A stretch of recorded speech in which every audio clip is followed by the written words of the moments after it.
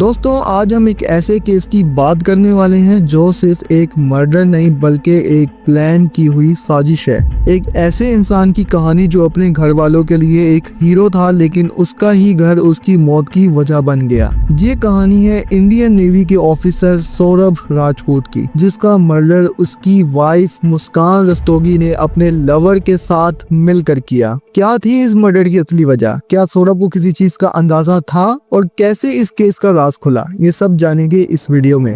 जितने भी हमारे एविडेंसेस थे उनको हमने कलेक्ट किया है। जितने भी लोग इसमें निकल कर आए हैं, जहाँ से उसने सामान ख़रीदा था लड़की ने, जैसे ड्रम वगैरह हो गए, उन सभी के बयान लिए गए हैं। जहाँ से जिस मेडिकल शॉप से दवाई ली है, सभी प्रकार से जितने भी लोग इसमें निकल कर आए हैं सभी हम उनके बयान करवा रहे हैं और उनके थ्रू जो बातें हमें पता लग रही है उसको भी हम विवेचना का पार्ट बना रहे हैं। तो सब दुनिया के सामने सभी बच्चों के लिए है कि प्लीज़ अपने पेरेंट्स से सब कुछ कहो। अगर कुछ गलत भी कर रहे हो तो वो भी कहो, तुम्हारे पेरेंट्स तुम्हारा साथ देंगे। सौरभ राजपूत एक नेवी ऑफिसर था जो अपनी ड्यूटी पूरी करके लंदन से वापस आ रहा था। उसकी शादी मुस्कान रस्तोगी से हुई थी और दोनों एक हैप्पी मैरिड लाइफ दिखाई देते थे, लेकिन ये सिर्फ एक धोखा था। मुस्कान की लाइफ में एक और इंसान था, साहिल। ये एक ऐसे रिलेशनशिप का हिस्सा था जो सौरभ को सिर्फ एक मजबूरी बना चुका था। मुस्कान और साहिल ने मिलकर सौरभ को अपनी लाइफ से हटाने का प्लान बना दिया। एक शॉकिंग ट्विस्ट तो ये भी आया कि मर्डर से कुछ वक्त पहले सौरभ और मुस्कान का एक डांस वीडियो भी सामने आया जिसमें दोनों मजे से डांस कर रहे थे। मतलब मर्डर का प्लान ऑलरेडी चल रहा था और सौरभ को इसका अंदाजा भी नहीं था। सौरभ राजपूत की मौत एक प्री प्लान साजिश थी। उस दिन घर में एक शादी का फंक्शन चल रहा था और उसी बीच मुस्कान और साहिल ने मिलकर सौरभ का कत्ल कर दिया और लाश को टुकड़ों में काट कर एक ड्रम में सीमेंट भर के छुपा दिया। मेरी बेटी ने मेरे दामाद को अपने एक दोस्त के साथ मिलकर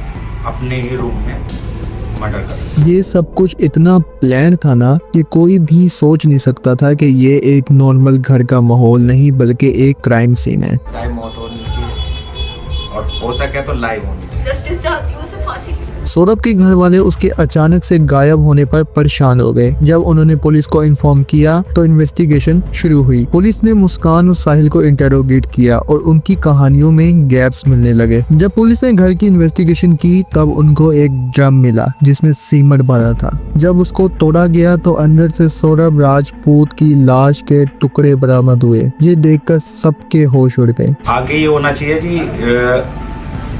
वो इस समाज के लायक नहीं है, वो खतरनाक है दूसरों के लिए भी। और मैं दूसरे बच्चों को ये सबक देना चाहता हूँ कि इस तरह का कदम नहीं उठाना चाहिए। उसे सजाए मौत होनी चाहिए और हो सके तो लाइव होनी चाहिए। और पूरे इस बात से कह रही हूँ कि सौरभ जो क्या है, मैं केवल ये दिखावे के लिए नहीं बोल रही, हम दिल से बोल रहे हैं। वो बच्चा बहुत अच्छा था।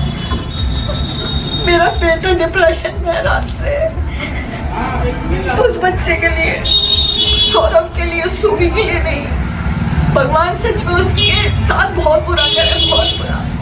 मुझे पता है उसने बहुत गलत काम करे और भगवान उसके साथ भी उससे दुगना गलत करे।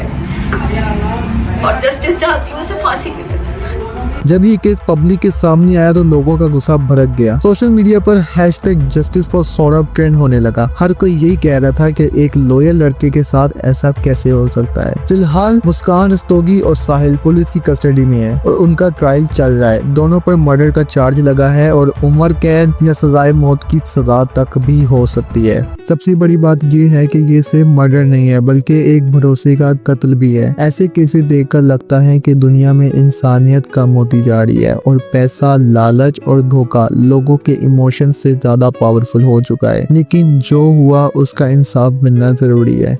अगर क्रिमिनल्स को सख्त सजा मिलती है तो शायद आगे किसी और सौरभ राजपूत के साथ ऐसा ना हो। मुझे भी ये केस इसलिए ज़्यादा हिट कर रहा है क्योंकि मैं खुद भी एक रिस्पॉन्सिबल और लॉयल इंसान हूँ और जब हम ऐसे धोखे देखते हैं तो लगता है कि दुनिया कितनी अनफेयर हो सकती है यार। बस ये उम्मीद है कि जस्टिस मिले और लोग ऐसे धोखेबाजों से सीख लें।